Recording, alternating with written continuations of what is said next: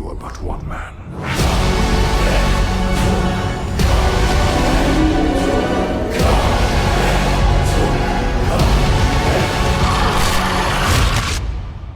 They are no longer your people to save.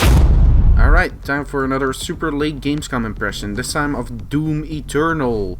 So, Doom Eternal, there's not that much to say about Doom Eternal. There's one simple thing to say about it. It's Doom 2016, but with more shit in it. And now, more shit in a good thing doesn't necessarily equate to better thing.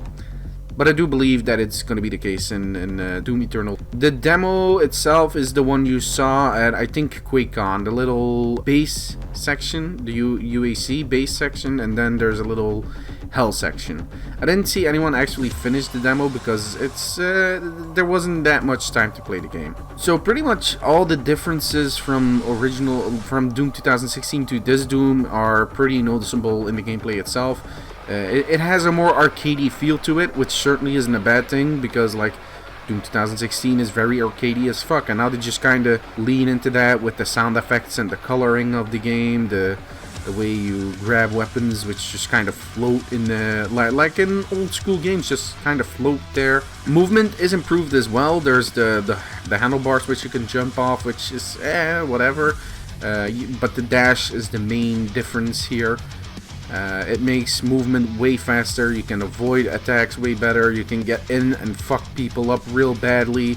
The extra weapons like the grappling hook on the double-barreled shotgun is incredibly fun to use. Just like popping a dude and then he's almost dead, grapple up to him and fuck him up with the double barrel. Good stuff. Like I said, the dash is the main and most important thing about Doom Eternal that you will notice first off, because it gives you more movement options.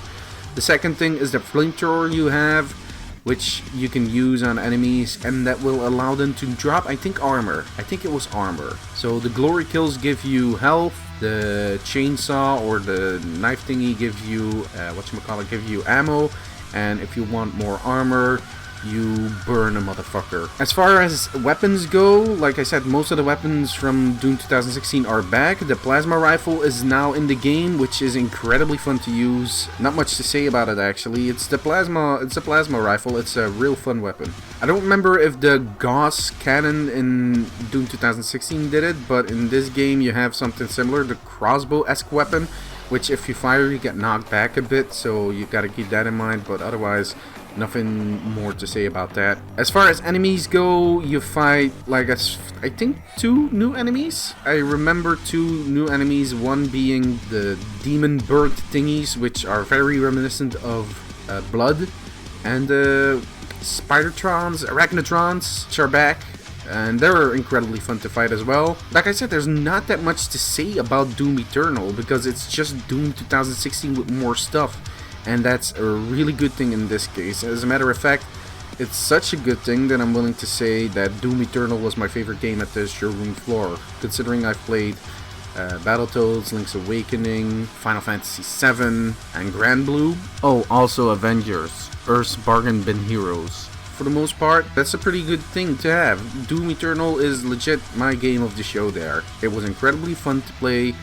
It looks real nice. It's doing some interesting new things. It's just all around a fucking badass game, dude. Like fucking hell, I don't need to tell you Doom Eternal's gonna be fucking sick. Just go fucking play that shit when it comes out, man. That shit's fucking dope. That's all I have to say about it, really. Fuck it. We're done here. Next video is Grand Blue versus... Now go rip and tear a bit on Doom 2016 to get ready for Eternal. I'll see you in the next video.